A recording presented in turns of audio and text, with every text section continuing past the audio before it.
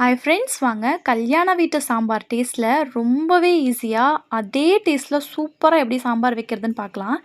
இப்போ ஒரு குக்கர் எடுத்துகிட்டு இந்த கப் சைஸில் 3/4 கப் அளவுக்கு பாசிப்பருப்பு எடுத்துக்கலாம்.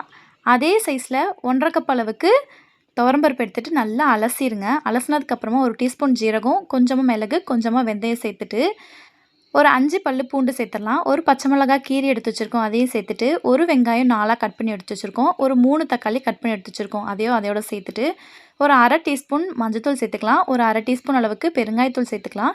இப்போ தேவையான அளவுக்கு தண்ணி சேர்த்துட்டு நமக்கு பருப்பு சீக்கிரமாக வேகணும் அப்படின்னா நீங்கள் கொஞ்சமாக ஒரு 1/2 டீஸ்பூன் அளவுக்கு விளக்கெண்ணெய் சேர்த்துட்டு இப்போ நம்ம குக்கரில் வச்சிடலாம். அடுப்பை பற்ற வச்சு குக்கரில் வச்சுட்டு இந்த சைடு நமக்கு விசில் வந்துடும். விசில் பாருங்கள் நமக்கு நல்லா குழஞ்சி வந்திருக்கு. இந்த ஸ்டேஜில் காய் சேர்த்துடலாம்.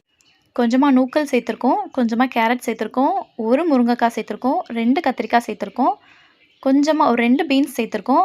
நார்மல் சைஸ் எலுமிச்சப்பழம் சைஸை விட கொஞ்சமாக புளி சேர்த்துருக்கோம். 1 டீஸ்பூன் மிளகாத்தூள், 2 டீஸ்பூன் மல்லித்தூள், 1/2 டீஸ்பூன் மஞ்சள்தூள் சேர்த்துருக்கோம். தேவையான அளவுக்கு தண்ணி, தேவையான அளவுக்கு உப்பு சேர்த்துருக்கோம். சேர்த்துட்டு கடைசியாக கொஞ்சமாக கொத்தமல்லியை தூவி விட்டுட்டு குக்கரை மூடி நம்ம விசில் வச்சு விட்டுறலாம்.